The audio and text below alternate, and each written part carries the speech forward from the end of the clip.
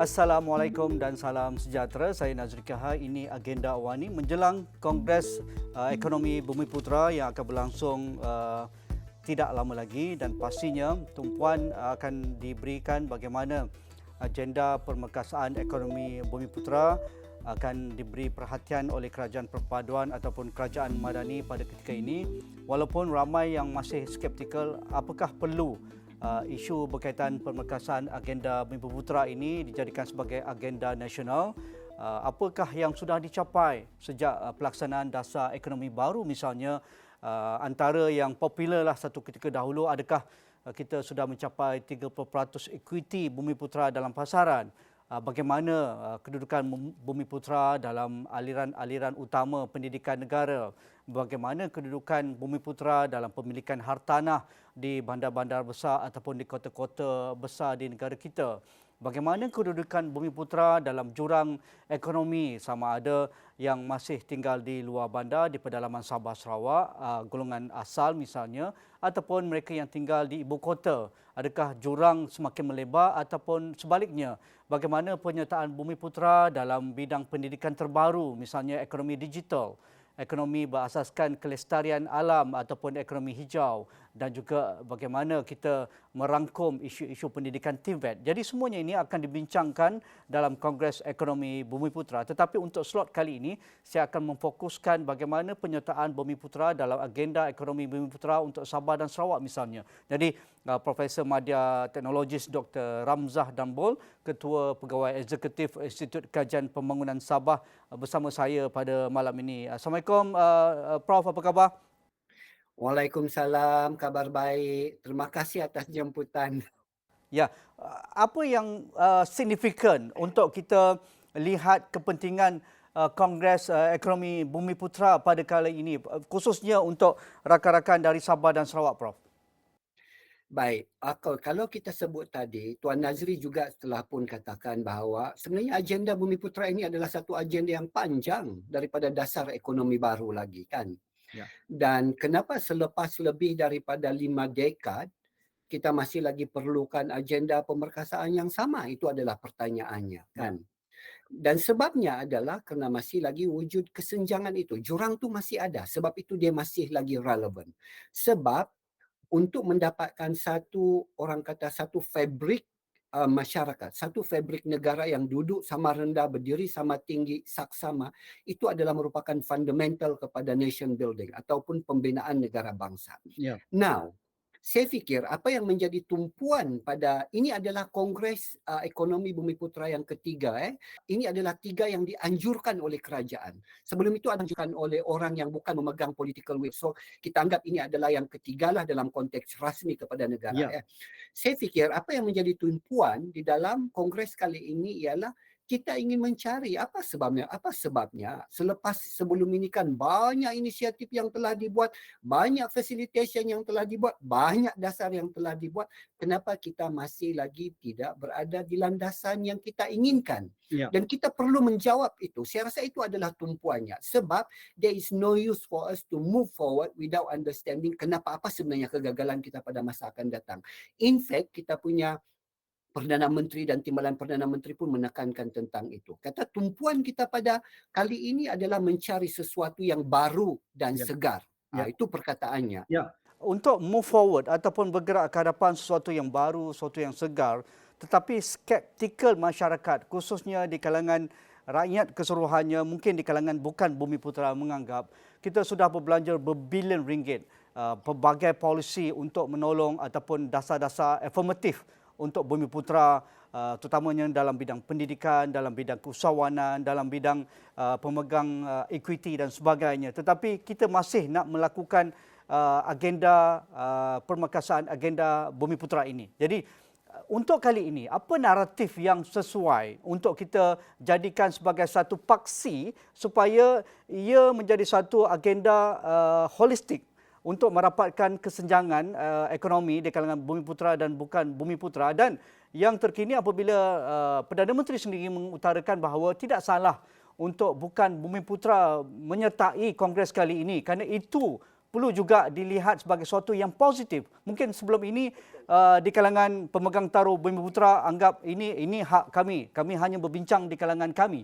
Ini hak Bumiputera yang ada tercatat dalam perlembagaan dan juga wasiat Raja-Raja Melayu. Jadi tidak wajar dibuka di kalangan bukan Bumiputera. Pandangan Prof.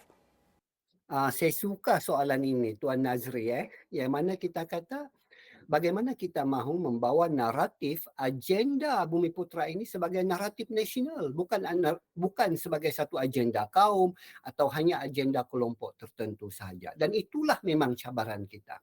So saya fikir tidak ada jawapan yang orang kata tepat untuk ini. Tetapi apa yang saya fikir, kita belajar daripada lebih 50 tahun agenda ini kita jalankan, kita lihat macam saya kata tadilah, kita lihat di mana pendekatan yang kurang betul sehingga dia terpaksa berlarutan kan. Dan saya fikir salah satu yang kita perlu betul-betul tangani dalam kali ini ialah kita mahu memahamkan bahawa agenda Bumiputera ini bukanlah untuk Bumiputera semata-mata. Macam yang saya cakap tadi, this is about nation building, membina negara bangsa. Ya. Jadi seluruh apa yang kita buatkan itu akhirnya nanti akan memberikan manfaat kepada semua.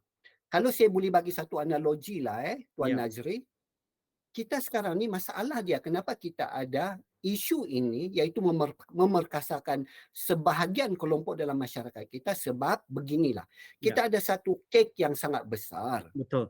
Masalah dia kek itu ada sekelompok itu yang menyumbangkan kepada kek yang besar itu sikit sahaja. Ada satu lagi kelompok menyumbang sangat banyak. Jadi tidak adil, betul atau tidak? Jadi macam ni, apa yang kita boleh buat untuk kebaikan semua, maka kita bantu yang menyumbang kek yang kecil ini, kita bantu mereka supaya mereka boleh menyumbang kek yang lebih besar. Tapi cara untuk kita membantu bukan kita ambil kek orang yang sudah mempunyai kek yang besar tu, tidak. Sikit pun kita tidak ambil kek mereka. Apa yang kita buat ialah kelompok yang kecil ini tidak mampu menyumbang kek yang besar, kita bantu mereka supaya mereka juga boleh menyumbangkan kek yang besar. Sebab bila kek kita bertambah besar dalam konteks kita kata ekosistem ekonomi, maka dia akan memberi manfaat kepada semua orang. Dan kalau ada setengah tu tidak produktif, dia juga akan membawa keburukan kepada semua orang sebab kita hidup dalam satu ekosistem circle ekonomi yang sama. Menarik. Prof, misalnya saya ambil contoh isu berkaitan dengan kesenjangan pendapatan ekonomi. Kita lihat majoriti yang dicatatkan tergolong dalam B40 ataupun miskin mutlak misalnya, lebih 70% di kalangan Bumiputera, termasuk dari Sabah dan Sarawak. Ada juga, kita tidak boleh nafikan, di kalangan masyarakat Cina ramai juga yang miskin, di kalangan masyarakat India juga ramai juga yang miskin. Kalau kita lihat nisbah kelompok ini, mungkin ia lebih ruang untuk memperbaiki kedudukan status ekonomi mereka. Tetapi bagaimana kita dapat, macam Prof katakan tadi, iaitu kita tidak akan mengambil hak kaum lain, tetapi kita ingin meningkatkan keupayaan mereka yang tertinggal ini. Tetapi cara dahulu, kita melihat sumbangan-sumbangan yang dahulu, kita melihat etnik itu akan menjadi satu keutamaan. Kamu etnik Bumiputera Melayu akan dapat dahulu. Kamu Bumiputera Sabah Sarawak akan dapat dahulu. Jadi masyarakat moden hari ini, dah masuk 2023, mereka merasakan, bagaimana kami bercerita tentang nak membasmi kemiskinan, sedangkan di kalangan kaum kami pun masih ada yang miskin. Di Sabah Sarawak masih ramai yang miskin. Di Kelantan masih ramai yang miskin. Jadi apakah pendekatan yang paling sesuai? Ini kajian Prof saya rasa. Ini bidang Prof. Bagaimana cara kita menangani ruang-ruang ini supaya ia tidak menjadi satu yang dikatakan resis dan hanya memberi keutamaan kepada kelompok Bumiputera semata-mata? Ya, dia ada banyak pendekatan ni, Tuan Nazri, tapi saya tidak boleh cerita di sini sebab nanti panjang jadinya. Walau bagaimanapun, saya cuma akan cakap daripada segi prinsipnya sahaja, segi prinsipnya sahaja, membawa kepada strategi itu. Sebab kalau strategi satu-satu kita nak cakap, nanti sampai ke malam, sampai ke pagi kita tak habis di sini kan. Tapi okey. Saya suka dengan kenyataan Tuan Nazri tadi yang macam dikatakan bahawa bukan Bumiputera sahaja yang ada miskin dan ketinggalan, kaum lain pun ada. Kenapa Bali-Bali, Bumiputera dan sebagainya? Sebenarnya ini yang perlu kita komunikasikan. Selama ini bukan kita tidak recognize bahawa ada yang miskin daripada kaum-kaum lain. Ada, kita iktiraf. Cuma seperti yang Tuan Nazri katakan, dalam peratusan itu, Bumiputera lah yang paling tinggi kemiskinannya. Sebab itu kita ada spesifik untuk Bumiputera. Sebab dia lebih daripada 70%. Tetapi masalah-masalah kemiskinan yang lain daripada kaum itu, dia ditangani dalam program-program bersifat nasional dan kebangsaan. Kenapa tidak spesifik? Sebab jumlah dia adalah lebih kecil. Kita yang besar ini kita perlu spesifikkan dan itu adalah sentiasa ada pendekatan kita. Sebenarnya dalam soal memperkasa ekonomi, mengeluarkan daripada miskin tegar, kita ada banyak program nasional yang bukan Bumiputera sentrik, yang melibatkan semua. Tapi macam saya kata tadi, kenapa kita ada Bumiputera? Sebab Bumiputera ni dia punya jumlah itu adalah lebih besar dan ini akan membawa kepada persoalan saya juga nanti sebenarnya ialah tapi adakah pendekatan kita itu within Bumiputera itu sendiri benar-benar saksama, benar-benar adil, terutama dalam konteks melihat kesenjangan di antara Semenanjung dengan komuniti marginal di Borneo.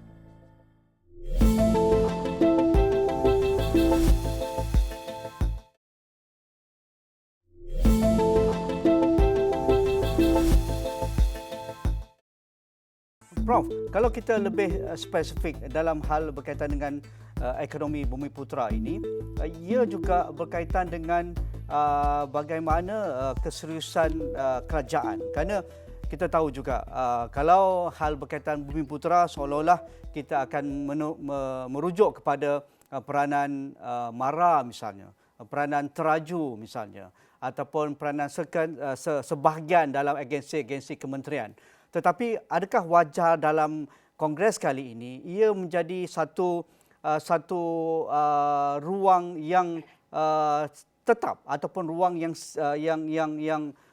lestari sifatnya. Maksudnya semua kementerian ada hak ataupun ada ruang untuk mengangkat ekonomi Bumiputera. Kalau itu boleh dijadikan, mungkin sudah sampai masanya ada satu majlis khusus ataupun sekretariat yang khas yang akan berjalan selepas ini. Selepas 3 hari bersidang ini, dia akan berjalan terus. Tetapi dia ada punca kuasa. Dia akan report terus kepada Kabinet misalnya ataupun kepada Perdana Menteri dan di bawah itu ada di bawahnya menteri-menteri yang bertanggungjawab. Adakah itu yang perlu kita lakukan di samping pemerkasaan kepada angka-angka dan juga data-data yang dikutip di semua agensi dan juga misalnya IPTA misalnya. Kerana tanpa data-data ini, kita akan tersasar lagi. Mungkin orang yang tak layak dapat lagi. Orang yang berkali-kali dapat akan terus dapat dan mereka tidak pernah bergraduasi untuk tidak mendapat affirmative action ini sebagai contoh. Pandangan Prof. Ya, okey. Sebenarnya soalan Tuan Nazri ni dia complicated sikit, dah campur dengan data pula. Tapi saya suka ambil bahagian yang pertama. Saya jawab itu supaya clear naratifnya untuk audience. Ya. Saya suka idea tu. Saudara, Tuan Nazri tadi kata macam mana kita punya way forward kita untuk pemerkasaan Bumiputera ini. Adakah kita masih lagi stuck dengan cara lama di mana kita ada macam misalnya agensi seperti MARA, Teraju, kan yang kita kata sangat khusus dan spesifik. Perlukah kita jadikan ia sebagai cross ministerial? Maksudnya dasar itu adalah merebak sebab dia adalah agenda semua. Sebab bila kita bercakap tentang pemerkasaan Bumiputera, ada elemen yang berkaitan dengan pertanian, ada yang berkaitan dengan pendidikan, ada yang berkaitan dengan teknologi, berkaitan dengan kesihatan, berkaitan dengan kemudahan infrastruktur. Jadi sepatutnya dia bersifat cross ministerial ataupun merentas agensi, merentas kementerian dan dasarnya itu adalah merupakan dasar yang merupakan diadun dalam pelbagai dasar-dasar besar yang lain. Dan saya setuju dengan sebenarnya dengan pandangan Tuan Nazri itu, yang bila kata digagaskan itu. Dan ya, untuk menjadikan dia bersifat seperti ini, perlu ada satu sekretariat tetap. Di mana lepas berakhirnya kongres ini, perlu ada payung dia lah kan. Sebab isu kita sebelum-sebelum ini, semua pendekatan pemerkasaan kita tu runcit sana, runcit sini. Lepas tu kita tubuhkan ini. Sedangkan isu tentang Bumiputera ini adalah cross bidang tau. Dia merentas bidang, merentas kementerian supaya dia menjadi lebih efektif. Dan saya rasa, saya fikirlah ini pandangan saya pasti bahawa antara resolusi yang akan barangkali yang kita boleh dapat daripada kongres kali ini ialah akan wujud satu payung yang tetap di mana tugasnya adalah untuk mengkoordinasikan segala inisiatif itu supaya dia lebih merupakan bersifatnya adalah merentas bidang, merentas kementerian, merentas agensi dan bukanlah hanya diruncitkan kepada satu aspek tertentu yang mana akhirnya pelaburan tinggi tapi impaknya sedikit sebab dia Betul. susah untuk Hmm. melimpah. Ya, Prof nak komen pasal data-data yang wajar diangkat dalam kongres ini. Ya, supaya kita tidak tersasar ya. Ya. Betul. Dan bercakap tentang data. Sebagai seorang, nanti orang cakap, alah akademik memang bercakap macam tu kan. Sebenarnya bila kita bercakap tentang data driven, segala keputusan kita perlu dipacu oleh data. Ini bukan soal pasal akademik sahaja, bukan Betul. soal untuk mendapatkan ijazah sahaja. Dalam dunia realiti sekarang ini pun, kita dipacu oleh data. Data adalah senjata. Kalau kita lihat kepada industri-industri kah ataupun negara-negara kah, yang selalu yang maju adalah negara-negara yang mempunyai koleksi data yang tersusun dan digunakan dengan sebaik-baiknya. Jadi saya kata bahawa ini adalah sesuatu yang wajar juga diberi perhatian yang berat. Sebab Tuan Nazri, saya adalah salah seorang pengerusi tahu yang kluster tu kan untuk Bumiputera Sabah dan Sarawak. Jadi bila kita buat engagement, saya terlibat urus dengan kita punya stakeholders, betul kita dapat pendapat dan persepsi mereka, tapi kita juga mau letakkan tu dalam konteks, kita verify berasaskan kepada data kebangsaan. Sebab itu mengukuhkan penemuan kita. Tapi minta maaf lah, bukanlah mau kritik mana-mana, tetapi kita ada banyak data berkaitan dengan Bumiputera yang tidak ada. Jadi kita tidak boleh buat, oh kita nak buat macam ni untuk masa akan datang kerana andaian kita begini. Kita dengar daripada grup ini begini. Mana kita tahu bahawa grup itu betul-betul mewakili pattern dan pola yang lebih besar kalau kita tidak ada data untuk verify kan. Begitu saya punya pandangan. Ya, kita harap itu akan diangkat secara serius oleh peserta dan juga pembentang dalam kongres kali ini. Tetapi Prof, secara khususnya untuk Sabah dan Sarawak, apa yang begitu menjadi keutamaan dalam kongres kali ini? Okey, saya tidak bolehlah kata menjadi keutamaan sebab itu adalah keputusan daripada yang top. Tapi sebagai pengurusi bagi kluster ini yang telah pun buat engagement dan institut saya sendiri IDS juga membuat kajian yang menyeluruh tentang ini adalah merupakan harapan saya dan saya berharap bahawa dia dapat diadunkan sebab selama ini bentuk ini tidak ada. Okey. Yang pertama sekali Tuan Nazri, saya ingin katakan bahawa dalam seluruh Malaysia ini Sabah mempunyai Bumiputera paling ramai. Di Sabah sahaja peratus Bumiputera kita adalah 15% daripada 22 juta. Itu fakta yang pertama. Fakta yang kedua, Bumiputera di Sabah adalah Bumiputera yang paling rendah prestasinya dalam konteks pemerkasaan sosioekonomi keseluruhan. Dari segi pegangan equity, kita hampir 5% lebih rendah berbanding dengan Bumiputera di Semenanjung. Daripada segi sumbangan kepada ekonomi ataupun size cake yang kita ada, Sabah ni kan berbanding dengan Semenanjung lebih daripada 24% lebih rendah. Jadi yang saya nyatakan di sini, poin saya di sini Tuan Nazri ialah wujud kesenjangan di dalam Bumiputera itu sendiri pun. Bumiputera dengan non-Bumiputera ada kesenjangan. Tetapi di dalam Bumiputera itu juga ada kesenjangan. Dan kita perlu address ini. Sebab kita mau cakap bahawa kita bercakap tentang merit keadilan, kesaksamaan. Tapi takkanlah bila kita, itu alasan yang kita gunakan. Kenapa agenda Bumiputera ini ada. Tapi bila kita laksanakan agenda Bumiputera itu, kita tidak juga melihat kepada keadilan within Bumiputera itu sendiri.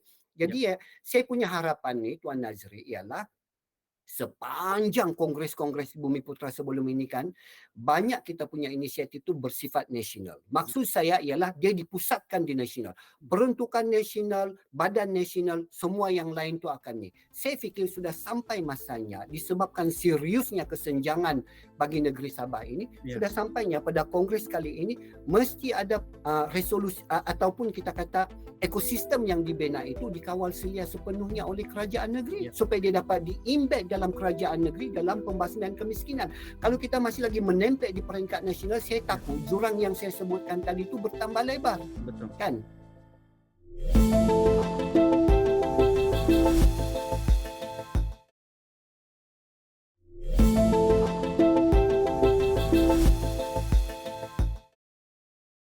Prof, sebagai latar belakang akademik, saya suka membawa isu-isu akademik dan juga isu pendidikan, khususnya di Sabah. Kita lihat kesenjangan memang sudah berlaku di peringkat nasional.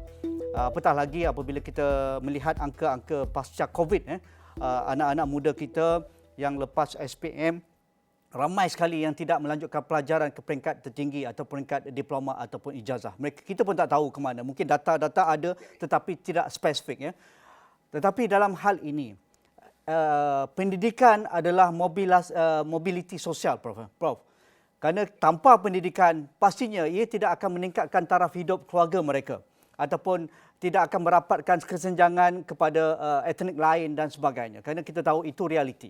Tetapi bagi masyarakat di Sabah, mengapa dasar pendidikan perlu lebih spesifik kepada melihat untuk menolak mereka ke arah yang lebih tinggi misalnya. Kerana kesedaran di kalangan keluarga itu berbeza-beza, Prof. Mungkin di Kudat lain, di Semporna lain, di pulau-pulau sekitaran Pantai Timur Sabah itu lain. Jadi kalau tidak ada dasar khusus, dasar afirmatif yang khusus untuk mengangkat taraf hidup mereka bermula dengan pendidikan, jangan haraplah mereka akan berubah dari aspek status ekonomi. Pandangan Prof.